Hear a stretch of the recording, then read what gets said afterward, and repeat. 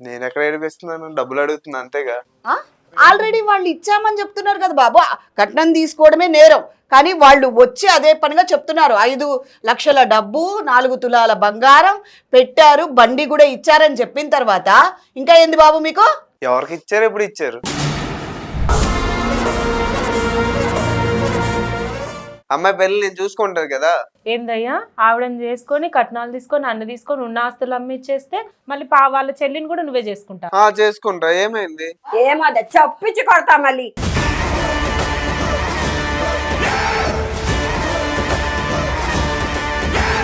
చెల్లి పెళ్లి చేసుకుంటే ఏమైంది? వాళ్ళు పెళ్లి చేయాలంటున్నారు కదా, నేనే చేసుకుంటా, వేరే వాళ్ళు ఎందుకు? నీ తమ్ముడుంటే తీసుకురా, నేను చేసుకుంటా.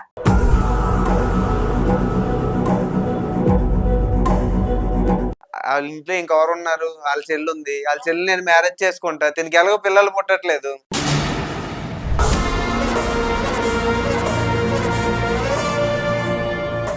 ఏ ముసలమ్మ చచ్చిపోతే నాకే వస్తుందిగా.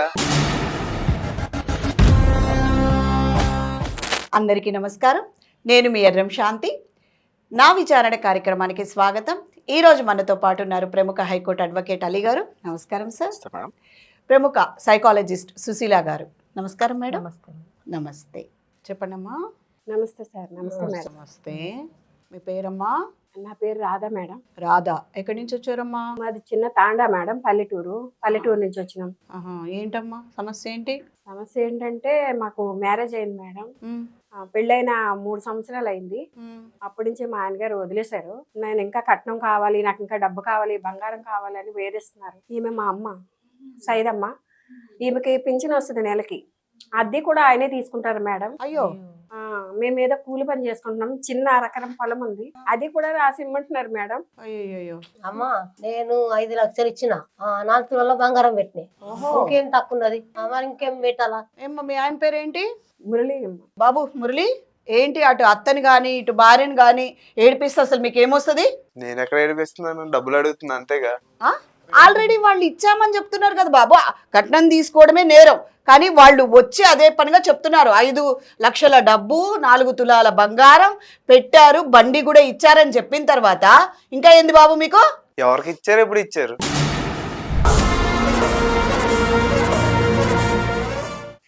కట్నం తీసుకున్నాడు మేడం. ఎల్లప్పుడు నీకు కట్నం లేదా? అది కట్నం అంటారు. మరి ఏమంటారు? సరదాగా దోశ పోసినా తెచ్చి నార్మల్ గా ఇచ్చారు కదా నాకు.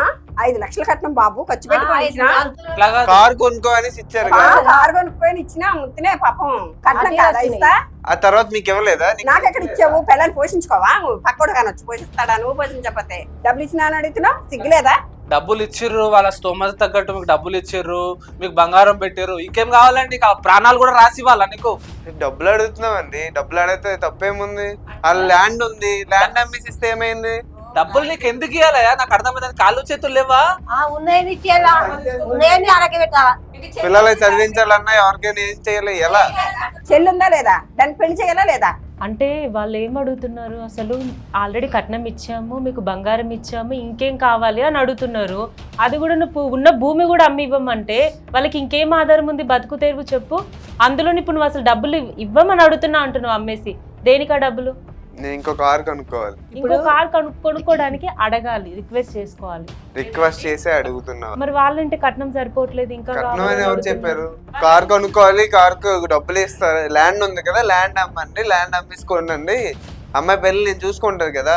ఏందయ్యా, ఆవిడని చేసుకొని కట్నాలు తీసుకొని అన్ని తీసుకొని ఉన్న ఆస్తులు అమ్మిచ్చేస్తే మళ్ళీ వాళ్ళ చెల్లిని కూడా నువ్వే చేసుకుంటా? చేసుకుంటా, ఏమైంది? ఏమది చప్పించి కొడతా మళ్ళీ.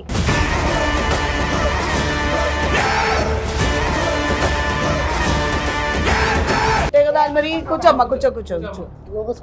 నా చెల్లి నువ్వు చేసుకుంటావు. చెల్లి పెళ్లి చేసుకుంటే ఏమైంది? వాళ్ళు పెళ్లి చేయాలంటున్నారు కదా, నేనే చేసుకుంటా, వేరే వాళ్ళు ఎందుకు? నీ తమ్ముడుంటే తీసుకురా, నేను చేసుకుంటా.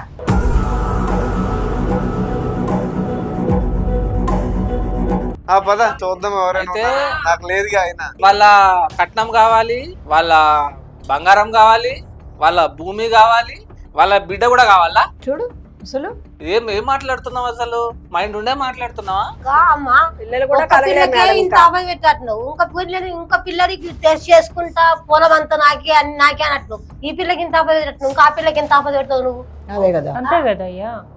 పెద్ద విడ కరెక్ట్ అంటుంది. ఈ పిల్లకే ఇంత ఆపద పెడుతున్నావు, ఆ పిల్లకి నువ్వు చేసుకొని ఇద్దరు పిల్లల జీవితం నాశనం చేస్తావు. నేను ఒక్కరోజు కొట్టేనా ఏదైనా అన్నానా ఒకసారి అడగండి. నువ్వు పెట్టే టార్చర్ చాలు, ఇంకా కొట్టాలా? ఏం టార్చర్ పెడతా? ఏం టార్చర్? రోజు డబ్బే సార్, డబ్బులు ఇవ్వు, పొలం అమ్ము, డబ్బులు ఇవ్వు, కారు కొనుక్కోవాలా, ఇదే గోల రోజు కూడా. కార్ కొనుక్కొని వాళ్ళకే ఇవ్వడానికి ఏమో నాకు నమ్మకం ఏంటి? సంపాదించి ఇస్తున్నాడమ్మా. ఏం లేదు సార్, మేమిద్దరం ఏదో పొలం పనులకి వెళ్ళి తెచ్చుకొని తిని తన పోషిస్తున్నాం. మురళి ఏంది బాబు ఇది? అసలు ఏంటి ఇదంతా? కట్నం తీసుకోవడం నేరం, ఇంకా తే తే తే అనడం ఇంకా నేరం, అది కూడా సార్ ముందర కూర్చొని నువ్వేం మాట్లాడుతున్నావు? తెలియదు అనుకుంటా మేడం, చట్టం గురించి వీళ్ళకి తెలియదు. కట్నం అడుగుతున్నా. కట్నం అనేది క్రిమినల్ యాక్ట్ తెలుసా? కట్నం డైరెక్ట్ అడగట్లేదు జైలుకి వెళ్ళిపోతారు అంటే మీరు 3 నెలలు. వాళ్ళ ఇంట్లో ఇంకెవరు ఉన్నారు? వాళ్ళ చెల్లి ఉంది, వాళ్ళ చెల్లి నేను మ్యారేజ్ చేసుకుంటా, దీనికి ఎలాగో పిల్లలు పుట్టట్లేదు.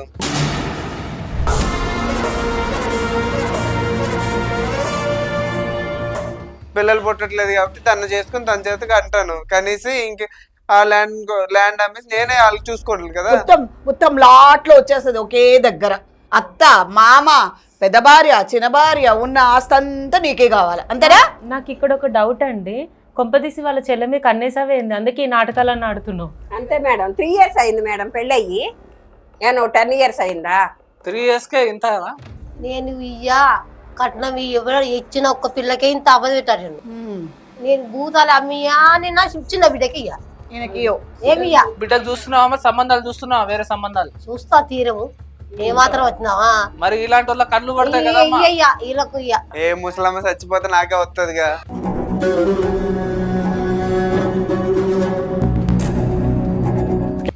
ఇప్పుడే బొంద పెట్టి ఆడ బొంద మా అమ్మని ఏమన్నా అన్నావంటే డబ్బుల కోసం మా అమ్మని చంపేస్తావు. ఇప్పుడే బొంద పెట్టేసి తీసుకో. ఏందయ్యా ఇంతగరంగా నా ఆస్తి కోసము? ఇలాంటి ఇంకో 2-3 ఏళ్ళు బతుకుద్ది, దానికోసం ఇంత గొడవ ఎందుకు? ఇప్పుడు మనుషుల్ని బతుకుండే వాళ్ళని పంపించేస్తావా ఎట్లా?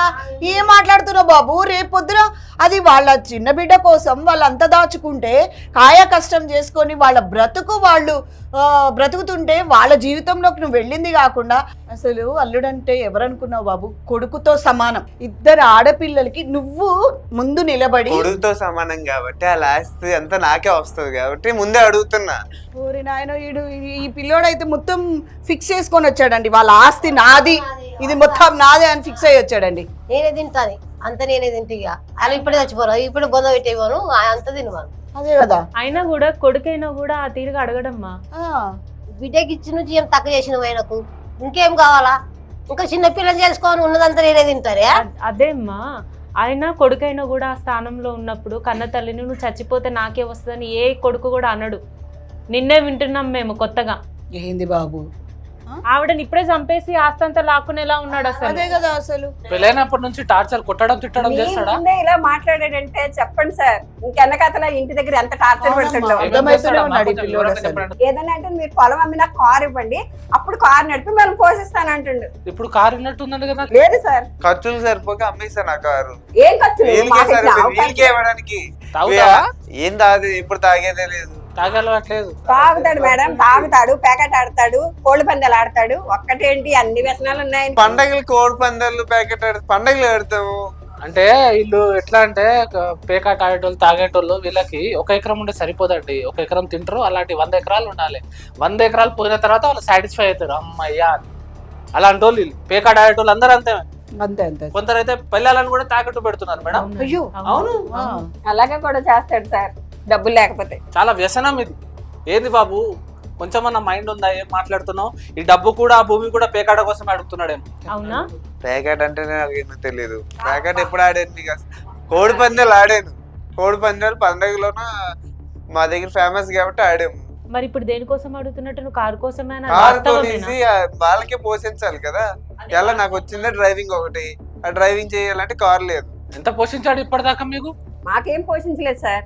మాకు తీసుకెళ్లి తాకట్టు పెట్టుకోకుండా ఉంటే మేము పోషించినంత ఫలితం. మేమే ఇద్దరు కూలి పనికి వెళ్ళి పోషిస్తున్నాం ఆయన్ని. మందులకి మేము డబ్బులు ఇస్తేనే కానీ నువ్వు తీసుకొచ్చి ఇచ్చేది మందులు ఎక్కడి నుంచి తీసుకొచ్చేస్తాం మేము. నువ్వు ఇచ్చే 200 మరి అయ్యే వస్తే మాకు కూలి పని చేస్తే 1000 లక్షలు రావు. కూలి పని చేస్తే వందలు వేలు వస్తాయి, వేలు వచ్చేస్తుంది అందుకే ఆ ల్యాండ్ అమ్మేసి ఇవ్వు, నీ నేను మంచిగా ఇవ్వం సార్, చూసుకుంటా మేము ఇవ్వం సార్. మాకున్నది అదే, మా చెల్లికి పెళ్లి చేయాలి, మేము బతకాలి. ఎలా సార్ ఉన్నది ఇచ్చేయమంటే ఇప్పుడే మీ ముందు అలా మాట్లాడితే రేపు పొద్దున మేము ఎలా బతకాలి సార్, మీరు చెప్పండి. అసలు ఇది వరకు ఇచ్చిన 5 లక్షలు కావచ్చు, 4 తులాల బంగారం కావచ్చు, ఏం చేసావు బాబు? అవన్నీ ఎటుపోయినాయి? నువ్వు ముందు కాళ్ళు ఊపకు, నువ్వు సరిగ్గా కూర్చో. నీ ఇందాక నుంచి చూస్తున్నా నీ యాటిట్యూడ్ అస్సలు బాలే. ఏం చేశారు? కట్నం డబ్బులు ఏం చేశారు? 5 లక్షలు ఏం చేశారు? 4 తులాల బంగారం ఏం చేశారు? చెప్పాలి కదా. కాదు సార్, ఆయన ఇప్పుడు ఇలా మాట్లాడుతుండు. ఆ ఉన్నవి అమ్మేస్తే మేము ఎలా బతకాలి? ఉన్న గేదెలు ఆవులు కూడా అలాగే తాకట్టు పెట్టాడు. 5 లక్షలు ఏమైనాయి సార్? కోడి పందాలు ఇవి అవి ఆడే పాడు చేశాడు సార్. ఇంకా ఇచ్చి ఇవ్వమంటే మేము ఏంటి, మా పేడలు ఉన్నాయి, మా ఇద్దరు పేడలు గేదెలు ఉన్నాయి. చచ్చిపోయిందని నేను చచ్చిపోయి ఎందుకు చచ్చిపోయి? నువ్వు తీసుకెళ్ళి తాకట్లు పెట్టావు. కావాలంటే మా ప్రెసిడెంట్ అడగండి, చెప్తాడు ఈయన గురించి. ఏంది ఏం చేస్తున్నావు నువ్వు అసలు పని? అంత డబ్బు వృధా చేసావు. మళ్ళా పశువుల మీద కూడానా? మనుషుల్ని హింసిస్తున్నావు, పశువుల్ని కూడా తీసుకెళ్ళి ఏమో తాకట్టు పెట్టినావుంట. చచ్చిపోయావు. అవి చచ్చిపోయాయి. ఎట్ట చచ్చిపోయాయి? ఆవులకైనా గేదెలకైనా దేనికైనా ఫుడ్ పెట్టాలి కదా, అది కూడా పెట్టాలి. నాకే పెట్టరు. నువ్వు పెట్టకుండా ఉన్నావా? అవును, పెట్టట్లేదు. 200, 100 ఇస్తున్నారు, ఆ వేటికి సరిపోతాయని ఇందాక అన్నావు కదా. అవి మందులకి నేను వాళ్ళకి కొని ఇస్తున్నా, వాళ్ళకి తెలియట్లేదు. అడుక్కొని కొనుక్కొని తీసుకొచ్చిస్తున్నావా? నేను పని చేసి తెచ్చేస్తున్నాను. లేదంటే 200కి వాళ్ళకి కావాల్సిన మందులన్నీ వచ్చేస్తాయా? సరే, దీన్ని బట్టి ఏమర్థమవుతుంది తెలుసా? అసలు నువ్వు పని కూడా చేయట్లేదు తెలుసా? అది నువ్వు సోంబేర్లా కూర్చొని ఆ. టైం పాస్ చేసుకుంటూ 2 ఆడవాళ్ళ మీద బతికిందే కాకుండా ఉన్న పశువుల్ని కూడా తీసుకెళ్లి తాకట్టు పెట్టేసి, అసలు ఏం మనిషి బాబు? వాళ్ళకి తగలక అసలు నిజంగా ఇంట్లో ఆడవాళ్ళు మేడం ఇట్లాంటి వాడు తగలాల. వాళ్ళ ఆస్తి అంతా సర్వనాశనం చేసినాడు. అవును, ఈ గేదెల్ని వాటిని ఆవుల్ని తాకట్టు పెట్టేశారు అంటున్నాడు. ఇప్పుడు ఇవన్నీ సరిపోలేదు. తాకట్టు పెట్టానని ఎవరు చెప్పారు? చచ్చిపోయారండి. ప్రెసిడెంట్ గారిని పిలిపించి అడిగించండి మేడం, కావాలి అడిగించండి కావాలంటే అడిగిస్తాం. నీకు ఇప్పుడు గేదెల సమస్య కాదు ఇక్కడ, అది కూడా అడిగిపిస్తాము. ఇక్కడ డబ్బుల మ్యాటరు. నువ్వు ఆస్తుల గురించి మాట్లాడుతున్నావు. అమ్ముకుంటా అంటే కొట్టుకపోయి అమ్మేసి ఆడుకున్నాడు పైసలు అంటే. 2 ఆడవాళ్ళ ఉసురు ఊరికే పోదు చెప్తున్నా. సరేలేండి, మీరు చెప్పిన మాట ఏంట. వాళ్ళు డబ్బులు ఇస్తే ఉంటా, లేదంటే వెళ్ళిపోతా. దానికి ఎలాగో పిల్లలు పుట్టట్లేదు. పిల్లలు పెట్టిన వాళ్ళతో నేనే ఉంటా. పిల్లలు పుట్టట్లేదా అమ్మా? ఆడపోతావు. అసలు సంసారం చేస్తే పిల్లలు పుడతారు. ఆడెక్కడెక్కడేవో తిరిగేసి వస్తండి, ఇంక పిల్లలు ఏం పడతారు చెప్పండి? 3 సంవత్సరాలు అయ్యింది పెళ్ళయి, 10 సంవత్సరాలు అవ్వలేదు సార్ పిల్లలు పుట్టబడేది. వంక సంసారం చేయకుండా పిల్లలు ఎట్లా పుడతారండి? అది కూడా పాయింటే కదా. కావాలని చేస్తున్నావు నువ్వు, కావాలని ఏదో వీళ్ళ నుంచి దూరం అవ్వాలని ఏదో ప్లానింగ్ చేస్తున్నావు. వాళ్ళ నుంచి దూరం కాదు సార్, తన ఆస్తి మీద వాళ్ళ చెల్లి మీద కన్నేషన్. కరెక్ట్, అది కరెక్ట్. ఏం లేదు మేడం, అంటే వీళ్ళ ఆస్తి వచ్చిన తర్వాత ఆటోమేటిక్లీ దూరం కూడా అయిపోతాడు. అది ఇక్కడ ప్లాన్. సార్ ఇతనికి మాటలతో చెప్తే అసలు అర్థం కావట్లేదు. ఎందుకంటే వీళ్ళు కూడా పాపం కాయ కష్టం చేసుకొని బ్రతికేవాళ్ళు. దొరికిందంతా మంచిగా ఇన్ని రోజులు వ్యసనానికి బాగా ఖర్చు చేసేసాడు. ఇది సరిపోదన్నట్టు ఇప్పుడు వాళ్ళ వెనకల ఉన్న ఆ భూమి కనిపిస్తుంది, ఆ పిల్ల కనిపిస్తుంది. ఈ అబ్బాయి నిలవని మనిషి. ఇతని దగ్గర నుంచి వాళ్ళని మాత్రం ఖచ్చితంగా కాపాడాలి సార్. ఖచ్చితంగా. ఇప్పుడు ఈ అమ్మాయి వెళ్ళేసి పోలీస్ స్టేషన్లో కంప్లైంట్ ఇస్తే ఖచ్చితంగా సెక్షన్ 85 BNS కింద కేసు నమోదవుతుంది మేడం ఖచ్చితంగా. దాంతోపాటు ఈ ఏదైతే కట్నం ఇవ్వడం తీసుకోవడం అనేది సాంఘిక నేరం కిందకి వస్తుంది. అది కూడా dowry prohibition act section 3 section 4 కింద కేసు నమోదవుతుంది. క్రిమినల్ సెక్షన్, దాని కింద కేసు నమోదైతే ఫస్ట్ అరెస్ట్ అవుతాడు మేడం, ఎఫ్ఐఆర్ అవుతుంది, లైఫ్ లాంగ్ జైలుకి వెళ్ళాల్సిన పరిస్థితి పడుతుంది. అక్కడ కోర్టు జైళ్ళ చుట్టే నీ జీవితం మొత్తం రొటేట్ అవుతాయి. అసలు నన్ను అరెస్ట్ చేసేవాడు ఎవడున్నాడు? మా ఊరికి వచ్చి నన్ను అరెస్ట్ చేయమన్నాను ముందు. అది మీరు చెప్పారు కదా, అది ఎట్లా అరెస్ట్ కారో అది కూడా పోలీసు వాళ్ళు చూస్తారు. చాలా బాబు ఉంది బాబు నీకు ఫుల్. ఇందులో తను ఇలా బెదిరిస్తున్నాడు, మన ముందే ఇన్ని చేస్తున్నాడు. ఒకవేళ తనకి ఏమన్నా కౌన్సిలింగ్ ఇచ్చి కూడా కుటుంబానికి పంపిస్తే అక్కడ అత్తగారికి సేఫ్ లేదు, భార్యకి సేఫ్ లేదు, ఇంట్లో ఉన్న ఆడపిల్లకి సేఫ్ లేదు. అవును. రేపటి రోజున ఇంటికెళ్ళి ఇప్పుడు కన్ను పడ్డది చిన్న పాప మీద, ఇప్పుడు ఏదైనా చేయడానికి కూడా వెనకాల ఇలాంటి వాడు, వీళ్ళకి మగ దిక్కు లేదని ఏదైనా చేస్తారు. అదే సార్, అందుకే ఇలాంటి వాళ్ళని ఇలాగైతే అంత ఈజీగా వదిలిపెట్టద్దు సార్. ఖచ్చితంగా చెప్తున్నాను. ఏవేవైతే కేసెస్ ఉన్నాయో ఆ కేసెస్ పెట్టేసి తనకి కౌన్సిలింగ్ కూడా ఇవ్వాల్సిన అవసరం లేదు. తను కంపల్సరీ కన్ను పెట్టాడు కాబట్టి ఇలా బిహేవ్ చేస్తున్నాడు. తీసుకెళ్లి ఇంకా ఆ కేసెస్ మీద జైల్లో వేయాల్సింది. ఎందుకంటే అతను చెప్తే కూడా వినే పొజిషన్లో లేడు. ఎంతసేపు సరే నాకు తెలిసి ఇట్లాంటి వాళ్ళు జైలు లోపలికి పోయినాక చాలా భూమి ఉంటుంది అనుకుంటా సార్, మొత్తం వ్యవసాయం చేసుకుంటూ బతకచ్చాము అనుకుంటా. అంతే కదా. వ్యవసాయం చేయొచ్చు అనుకుంటా మేడం. లోపల చాలా భూమి ఉంటుంది బాబు. ఆ ఎకరం భూమి కాదు. బాగా చూసుకుంటూ నీకు కూడా తృప్తి తీరుతుంది. భూమి భూమి అని కలవరిచ్చావు కదా, లోపల ఉంటుంది బాబు, చక్కగా వ్యవసాయం చేసుకోవచ్చు అక్కడ. అందులోనూ అక్కడ ఎకరం కాదు, ఎన్ని ఎకరాలు అంటే అన్ని అన్ని ఎకరాలు ఎకరాలు దొరుకుతాయి. 100-200 కాదు, ఏకంగా 5,000 10,000 దాకా కూడా సంపాదించుకోవచ్చు కష్టపడి. కదా, కరెక్టే సార్. ఇతనికి మాత్రం అమ్మ మీరు ఏం చేస్తారంటే సార్ చెప్పినట్టు ఇప్పుడు మీకు బయట కూర్చోబెట్టి మీతో కంప్లైంట్ రాయిపిస్తారు సారు. కంప్లైంట్ చేయండి ఇతని మీద. మేము కూడా చెప్తున్నాము, మీకు సేఫ్ లేదు కనుక ఇతని మీద మీరు కంప్లైంట్ చేయండి. మేము కూడా చెప్తున్నాం, మేము మీకు తోడుగా నిలుస్తాం. వద్దు మేడం, ఎందుకు మేడం? చిన్న చిన్న వాటికి కేసులు ఎవరైనా ఇది చిన్నవా?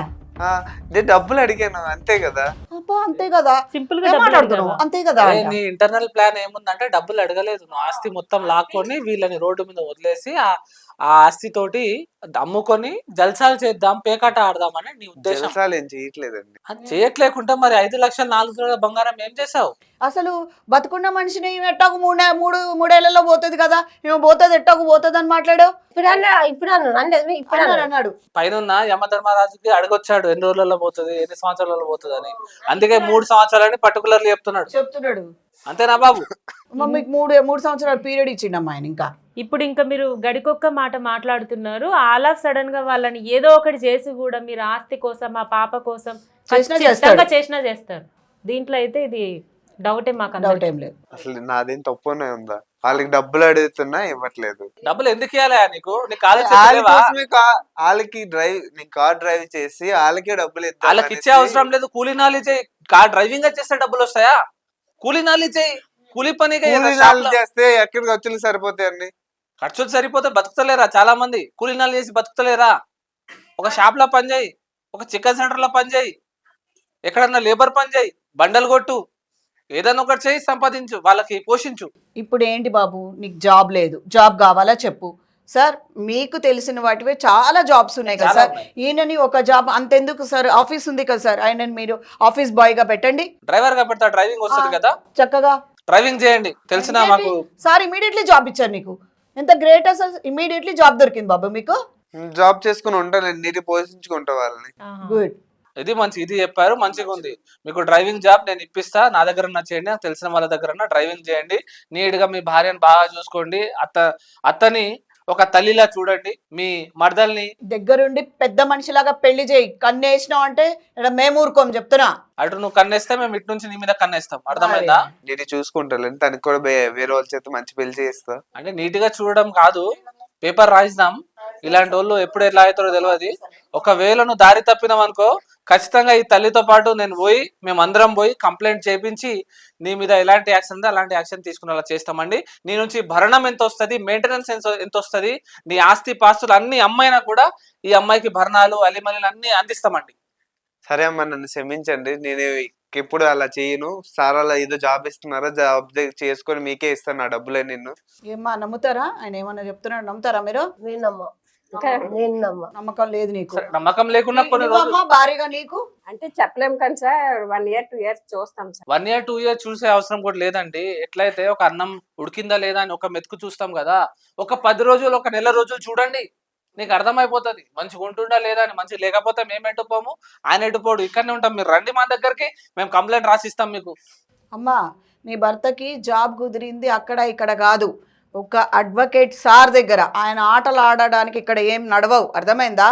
At the same time sir ఈయన ప్రూఫ్స్ అన్నీ కూడా తీసుకొని, ఎందుకంటే ఇందాకే ఈమె అనింది, నాకు అది చిన్న గుర్తొచ్చింది అనమాట. ఈవిడేమన్నదంటే ఈ కార్ అని అడుగుతున్నాడు, ఆ కార్ వేసుకొని అట్టే పోతే ఎట్టా అని అన్నది. సో మీ కారు అంటే నాకు తెలిసి దానికి జీపీఎస్ ఇంకా దానికి తగినన్ని ప్రూఫ్స్ ఉంటాయి, కానీ అబ్బాయి అలా వేసుకోని వెళ్ళిపోకుండా మనం చూసుకొని జాగ్రత్త. ఈ రోజులలో చాలా కార్లకి అన్లాకింగ్ సిస్టమ్ ఫోన్ నుంచే ఉన్నది. కార్ ఇక్కడ నుంచి కదిలిందంటే, ఇంజన్ స్టార్ట్ అయిందంటే ఇక్కడ నోటిఫికేషన్ వస్తుంది మేడం. అట్లాంటి భయం ఏం లేదు, దొంగల భయం ఏం లేదు. అయినా దొంగతనం చేస్తే ఏడు రాకపోతాడు మేడం, థెఫ్ట్ కేసులు రిటర్న్ లో పడతాయి. అంతే అంతే, ఒకటి అనుకుంటే ఇంకో కేసు తగిలించుకుంటాడు అంతే. వీళ్ళ వైఫ్ నీట్ గా చూసుకుంటాను. బాగా చూసుకో బాబు, మంచిగా చేసుకో. నీ వైఫే, నీ సంసారమే, మీరే బాగుపడాలి. మీరు బాగుపడితే మేము హ్యాపీ. మిమ్మల్ని చూసి ఒక నలుగురు ఇన్స్పైర్ అవ్వాలి. ఓకేనా? ఓకే సరేనమ్మా, ఓకేనమ్మా. మీరు భయపడకండి, ఎటువంటి డౌట్ ఉన్నా కూడా ఏమైనా కూడా మేము ఉన్నాం, మీకు భయపడే అవసరం లేదు, సరేనమ్మా? మీరు బయట కూర్చోండి, సార్ మీతో రాయిపిస్తారు, ఆయనతో కూడా రాయిపిస్తారు, నీతో కూడా రాయిపిస్తారు. మీ ఇద్దరు కూడా జాగ్రత్తగా మ్యూచువల్ అండర్స్టాండింగ్ వచ్చి నువ్వు నిరూపించుకో బాబు మురళి, నువ్వు నిరూపించుకోవాలి చెప్తున్నా. నెక్స్ట్ టైం ఏం తప్పు చేయలేను నేను. నిరూపించుకో, నువ్వు నిజంగా సామర్థ్యంగా వర్క్ చేస్తున్నట్టు, నువ్వు చేసిన వర్క్కి ఇచ్చిన నీకు ఏదైనా జీతం ఉంటే భార్యకి ఇచ్చి అత్తను కూడా అమ్మలాగా భావించి చూసుకొని నువ్వు ఎప్పుడైతే ఆ నమ్మకం కల్పిస్తావో వాళ్ళు కూడా బెటర్ కేసు. ఆ నమ్మకం కలిగిన తర్వాత మేము కూడా ఊరుకుంటాం, కానీ ఆ నమ్మకం లేదనుకో మేమే నీ మీద కంప్లైంట్ చేస్తాం. ఏం సార్? ఓకే. అది. ఓకే, నమస్కారం. కూర్చోండి, వస్తాం. కూర్చోండి, బయట కూర్చోండి. మీ ఆయన జాగ్రత్తగా తీసుకెళ్ళాము. చూశారు కదండి మురళి రాధ కథనం. అస్సలు ఈరోజు రేపు ఒక పిల్లోడిని చూసి పెళ్లి చేసి ఇంటికి తీసుకురావడము లేదు, వాళ్ళ ఇంటికి అమ్మాయిని పంపించాలంటే అసలు ఇక్కడ ఒక్క అమ్మాయి ఉందా, ఇద్దరు అమ్మాయిలు ఉన్నారా అని మొదటే కన్నేసేసి పెద్దదాన్ని చేసుకుంటే ఇంకా చిన్నది కూడా వస్తుంది అనే కోణంలో ఆలోచిస్తున్న ప్రతి ఒక్కరికి చెప్తున్నా, వీళ్ళ సమస్య ఒక గుణపాఠం కావాలి సార్. ఇలాంటి వాళ్ళు ఇంకెంతమంది మురళి లాంటి వాళ్ళు, వీళ్ళు ముందే విజన్తో పెద్ద అమ్మాయిని చేసుకుంటే చిన్నమ్మాయి కూడా వెనకలు వస్తుంది, ఆస్తి కూడా వెనకలు వస్తుంది అని ఆలోచించే వాళ్ళకి మీరు ఒకసారి అసలు సజెషన్స్ ఇవ్వాలి సార్.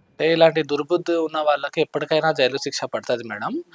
అంటే సహనం అనేది ప్రతి ఒక్క మనిషికి ఉంటుంది. ఆ సహనం కోల్పోతే ఎవరైనా కానీ చట్టం సహాయం తీసుకుంటారు, పోలీస్ సహాయం తీసుకుంటారు. ఒకవేళ ఇలాంటి వాళ్ళు ఉంటే వైఫ్ని చేసుకుని వైఫ్ వాళ్ళ చెల్లెళ్ళను లేకుంటే వేరే రిలేషన్లో ఎవరికైనా కూడా కన్ను వేస్తే అలాంటి వాళ్ళ మీద ఒకవేళ వైఫ్ కంప్లైంట్ ఇచ్చినా లేకుంటే అవతల వ్యక్తి ఎవరైతే ఇతను కన్ను వేశాడో వాళ్ళు కంప్లైంట్ ఇస్తే ఖచ్చితంగా ఇలాంటి వాళ్ళ మీద కంప్లైంట్స్ అవుతాయి, ఫ్రాడ్ కేసు పడుతుంది, చీటింగ్ కేసు పడుతుంది, స్టేకింగ్ కేసు పడుతుంది. దాంతోపాటు ఒకవేళ వైఫ్ కంప్లైంట్ చేస్తే మాత్రం సెక్షన్ 85 BNS పడుతుంది. దాంతోపాటు వరకట్నం ఇవ్వడం తీసుకోవడం అనేది కూడా చాలా నేరంగా పరిగణిస్తారు. So section 3(4) dowry prohibition act కింద కూడా ఒక సాంఘిక నేరం కింద కన్సిడర్ చేసి FIR చేయబడుతుంది మేడం. సో ఇలాంటి వాటికి దూరం ఉంటేనే మంచిది. కట్నం రహిత ఈ సమాజం కావాలని మేము కోరుకుంటున్నాను. నమస్కారం.